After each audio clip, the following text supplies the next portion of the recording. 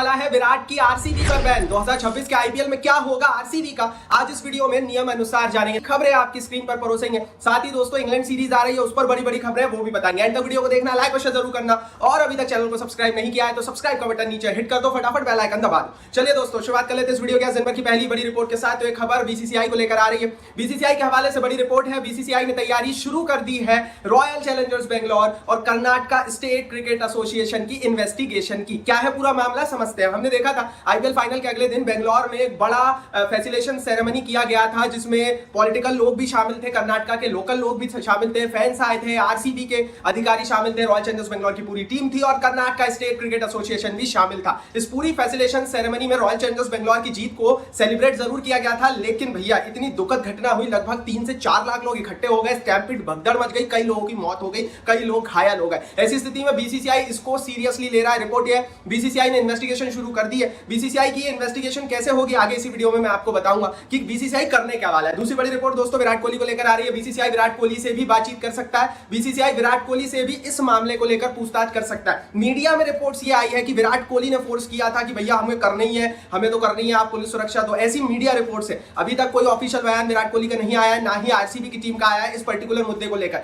लेकिन बीसीसीआई इसमें काफी ज्यादा सीरियस हो गया है। रिपोर्ट यह है कि बीसीसीआई विराट कोहली से इस बाबत पूछताछ कर सकता है कि क्या आपने बोला था कि इतनी भीड़ इकट्ठी की जाए। मेरा पॉइंट यह है भाई कि मान लो विराट कोहली बोल भी रहे थे कि मुझे यूके जाना है और हमें सेलिब्रेट करना है और हमें आरसीबी की ये जीत कर्नाटका के लोगों के साथ शेयर करनी है, तो उसमें बुराई क्या है। मेरा पॉइंट ये नहीं है। मेरा पॉइंट ये है कि जो इतनी भीड़ आने वाली थी, इस भीड़ को संभालने की क्षमता क्या नहीं थी बेंगलोर की पुलिस के पास। ये भी सवाल उठना चाहिए कि इतनी भीड़ आ गई तो इसको सही तरीके से हैंडल क्यों पुलिस ने नहीं किया। विराट कोहली ने नहीं बोला था कि भगदड़ मचाओ। मेरे हिसाब से दोस्तों विराट कोहली की गलती है या नहीं है, इसको प्रूव आप मीडिया में नहीं कर सकते। अगर करना हो तो इस पर बातें कोर्ट करेगा। हम मीडिया ट्रायल क्यों कर रहे हैं, विराट कोहली को क्यों कटघरे में लेकर खड़ा कर दे रहे हैं पूरी स्थिति में कि भैया इस व्यक्ति के कारण ये भगदड़ हुई। विराट ने नहीं बोला था। विराट तो अपनी ट्रॉफी को कर्नाटका और बेंगलोर के लोगों के साथ शेयर करना चाहते थे। विराट को नहीं पता था कि भगदड़ मचेगी, विराट को नहीं पता था कि यह स्थिति हो जाएगी, किसी को नहीं पता था भाई। वहां जितने लोग थे सबको यही था कि खुशी है, हमने ट्रॉफी जीती है। तो हमें इस एंगल से भी सुनना चाहिए। और मेरा तो भाई यही मानना है कि ये जो मीडिया ट्रायल चल रहा है, विराट कोहली को उठाकर आपने कटघरे में खड़ा कर दिया,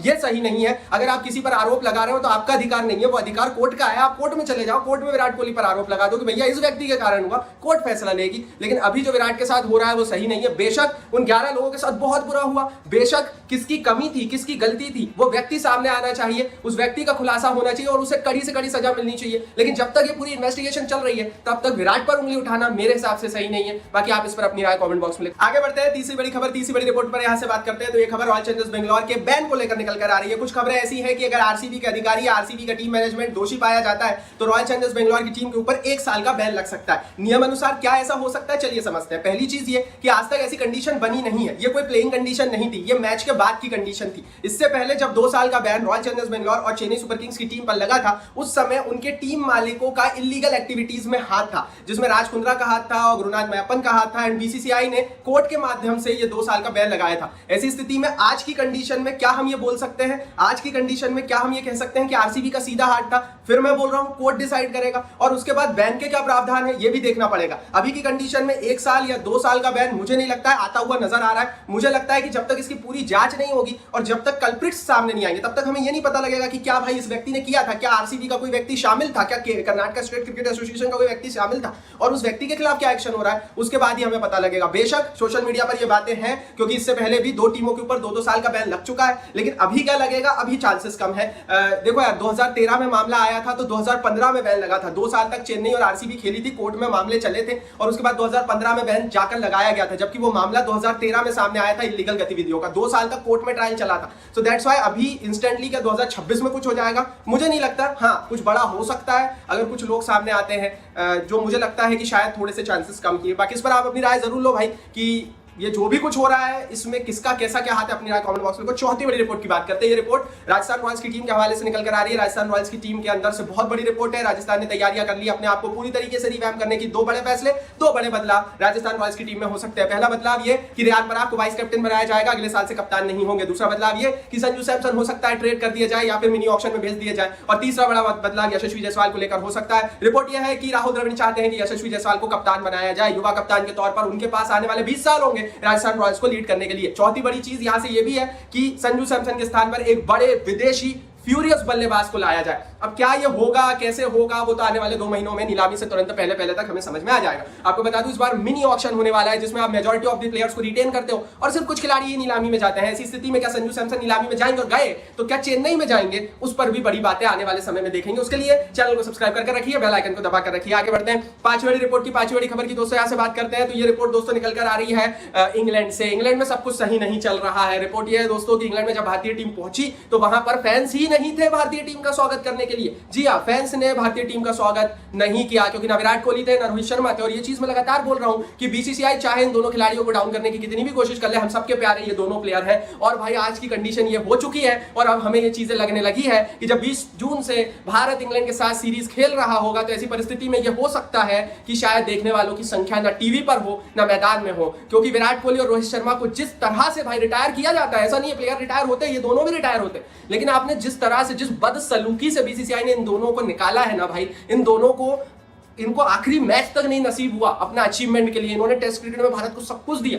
इनको आखिरी टेस्ट सीरीज तक जो है वो नहीं दी बीसीसीआई ने। और बाद में बीसीसीआई बाहर आकर बयान हमें सुनने को अलग मिल रहा है। तो मेरे हिसाब से यार देखो, जो कुछ भी हुआ पर्दे के पीछे उसको लेकर हमें डिटेल में नहीं पता। हम इतना जरूर बोल सकते हैं कि रोहित शर्मा विराट कोहली का इंग्लैंड में नहीं होना भारतीय टीम के लिए पैसों की दृष्टि से, ब्रॉडकास्टर्स की दृष्टि से काफी मुश्किल है। आगे बढ़ते हैं 6वीं बड़ी रिपोर्ट की दोस्तों ऐसे बात करते हैं। तो मिचेल स्टार्क ने बड़ी बात कह दी 2026 के आईपीएल में खेलने के लिए। उन्होंने क्लियर कर दिया कि हाँ भैया वो अगले साल का आईपीएल भी खेलेंगे। आईपीएल में नहीं आने के लिए जाने वाले मिचेल स्टार्क अब आने वाले 2 साल से आईपीएल रेगुलर आ रहे हैं और अब उन्होंने क्लियर कर दिया कि वो फिर से दिल्ली के साथ खेलना चाहते हैं अगले साल छोटी नीलामी में। और छोटी नीलामी में मिचेल स्टार्क चाहते हैं कि दिल्ली उन्हें रिटेन करे। मेरे हिसाब से जिस प्राइस पॉइंट पर खरीदा गया था उस प्राइस पॉइंट पर रिटेन हो भी जाएंगे। तो स्टार्क को लेकर अभी तक की रिपोर्ट यही है कि 2026 का आईपीएल वो दिल्ली की टीम में ही खेलते हुए नजर आएंगे और वो अपनी टीम नहीं छोड़ेंगे। दिल्ली के लिए भी इश्यूज है, कप्तानी एक बड़ा मोर्चा है, कप्तानी एक बड़ा नेगेटिव पॉइंट दिल्ली के लिए बन सकता है क्योंकि अक्षर पटेल ने एन मौके पर खराब कप्तानी कर शायद टीम को वो मुकाम नहीं पहुंचा पाए जहां पर जा सकती थी दिल्ली की टीम, अच्छा क्रिकेट खेल रही थी। आगे बढ़ते 7वीं बड़ी रिपोर्ट की यहां से बात करते हैं। तो ऋषभ पंत को लेकर बड़ी रिपोर्ट है। इंग्लैंड में प्रैक्टिस करने के दौरान ऋषभ पंत चोटिल हो गए। रिपोर्ट यह है कि उनको लेफ्ट एल्बो में नीचे इंजरी आई है। इंजरी कितनी गहरी है, क्या पहला टेस्ट मैच 20 तारीख से खेल पाएंगे? पहले टेस्ट मैच में अभी 11 दिनों का समय है, रिपोर्ट आना बाकी है। हमें आने वाले 3-4 दिनों में रिपोर्ट मिलेगी कि विराट कोहली की इंजरी का क्या स्टेटस है, माफ कीजिए ऋषभ पंत की इंजरी का जो है वो क्या स्टेटस है। और ऋषभ पंत की इंजरी के स्टेटस के बाद हमें पता लगेगा कि वो पहला टेस्ट मैच खेलने के लिए तैयार है या नहीं है। आगे बढ़ते हैं 8वीं बड़ी रिपोर्ट की दोस्तों यहां से बात कर लेते हैं। तो ये रिपोर्ट दोस्तों निकल कर आ रही है ऑस्ट्रेलिया से, क्रिकेट ऑस्ट्रेलिया से। बड़ी रिपोर्ट है, क्रिकेट ऑस्ट्रेलिया तैयारी कर रहा है कि अक्टूबर में विराट कोहली और रोहित शर्मा के लिए अचीवमेंट सीरीज खेली जाए और इन दोनों ही खिलाड़ियों को उनका फेयरवेल दिया जाए। रिपोर्ट यह है कि भैया क्रिकेट ऑस्ट्रेलिया इन दोनों प्लेयर्स को फेयरवेल दे सकता है क्योंकि रिपोर्टेडली 2027 में ये दोनों संन्यास लेंगे और उससे पहले इन दोनों ही खिलाड़ियों का ये आखिरी टूर होगा ऑस्ट्रेलिया का। टेस्ट क्रिकेट ये दोनों खेलते नहीं है तो उसमें वो लोग जाएंगे नहीं क्योंकि दोनों सन्यासी हो चुके हैं। T20 सीरीज अगर ऑस्ट्रेलिया में आने वाले 2 सालों में होगी तो उसमें भी ये दोनों नहीं जाएंगे। ये इकलौती ओडीआई सीरीज है जो 2027 के ओडीआई वर्ल्ड कप से पहले ऑस्ट्रेलिया की सरजमी पर हो रही है और उसके बाद जो भी ओडीआई सीरीज भारत और ऑस्ट्रेलिया के बीच होगी वो वर्ल्ड कप 2027 के बाद होगी। और ऐसी स्थिति में ऑस्ट्रेलिया की धरती पर ये दोनों अक्टूबर में शायद आखिरी बार हमें कदम रखते हुए दिखेंगे और क्रिकेट ऑस्ट्रेलिया को ये चीज शायद पता है and that's why cricket Australia तैयारियां कर रहा है इन दोनों ही खिलाड़ियों को फेयरवेल मैचेस देने की। तो क्या क्या सेलिब्रेशन होगा वो तो अक्टूबर में पता लगेगा। आगे बढ़ते हैं दोस्तों 9वीं बड़ी रिपोर्ट की यहां से बात करते हैं। तो ये खबर पृथ्वी शॉ के हवाले से निकल कर आ रही है। रिपोर्ट यह है कि पृथ्वी शॉ अब अच्छे फॉर्म में नजर आ रहे हैं। मुंबई T20 लीग चल रही है जिसमें पैंथर्स की टीम के खिलाफ 75 रनों की एक क्विक पारी पृथ्वी शॉ ने खेली। 2026 की नीलामी से पहले पृथ्वी शॉ अपनी स्टैंप डालना चाहते क्या कि नीलामी में उन्हें खरीदा जाए। ये सीजन पृथ्वी शॉ के लिए बहुत बुरा रहा। कोशिश उन्होंने बहुत की लेकिन ना बिक सके ना ही किसी रिप्लेसमेंट के रूप में आईपीएल में किसी भी टीम में उनकी एंट्री हो सकी। खराब फॉर्म और अपनी खराब फिटनेस के कारण पृथ्वी शॉ को लगातार साइडलाइन किया जा रहा है। आगे बढ़ते हैं 10वीं रिपोर्ट की यहां से बात कर लेते हैं। ये खबर नवजोत सिंह सिद्धू के हवाले से आगे यार देखो सिद्धू पाजी जो है ना अपनी कुछ अलग ही चीजों के लिए जाने जाते हैं। क्रिकेट का एनालिसिस तो वो अच्छा खासा करते ही हम सब लोग सुनते ही हैं लेकिन एक चीज उन्होंने ऐसी कर दी अपनी आईपीएल 11 बना दी 2025 की और वो 11 देखकर सुनकर आपको मजा आ जाएगा। रोहित शर्मा को कप्तान बना दिया, विराट कोहली को उनके साथ ओपनिंग करा दी, बटलर, अय्यर, पूरन, कृणाल, हार्दिक पांड्या, नूर अहमद, कृष्णा, बुमराह और हेजलवुड उनकी टीम का हिस्सा थे। सारी टीम तो सही थी लेकिन फैंस सवाल उठाने लगे कि रोहित शर्मा कप्तान क्यों। इसको लेकर सिद्धू ने जवाब भी दिया। सिद्धू जी ने कहा भैया कि रोहित शर्मा उनके लिए हमेशा one of the best IPL कप्तान रहेंगे। बेशक मुंबई इंडियंस उन्हें खिलाए या ना खिलाए। बेशक यार देखो अगर देखा जाए ना तो हम नवजोत सिंह सिद्धू की बात से रिलेट कर सकते हैं। हमें पता है कि किस तरह से रोहित शर्मा को साइडलाइन किया गया है और वो चीज हमें एविडेंटली दिख रही है। और अगर एज ए फैन, क्योंकि रोहित शर्मा के सभी फैन है, विराट कोहली के सभी फैन है, धोनी के सभी फैन है, अगर एज ए फैन कोई अपनी प्लेइंग 11 में उनको रखता है तो उसमें बुराई क्या है। रोहित शर्मा ने कोई खराब क्रिकेट इस साल खेला नहीं, अच्छा क्रिकेट ही खेला था। तो नवजोत सिंह सिद्धू की आईपीएल 11 टीम पर आपकी क्या राय है कमेंट बॉक्स में लिखो। तो व्यूअर्स उम्मीद करते हैं आपको हमारी ये वीडियो बहुत अच्छी लगी होगी। वीडियो अच्छी लगी हो तो वीडियो को लाइक और चैनल को सब्सक्राइब जरूर कीजिएगा और अपने दोस्तों के साथ इस वीडियो को जरूर शेयर कीजिएगा। मिलते हैं नेक्स्ट वीडियो में बहुत जल्द।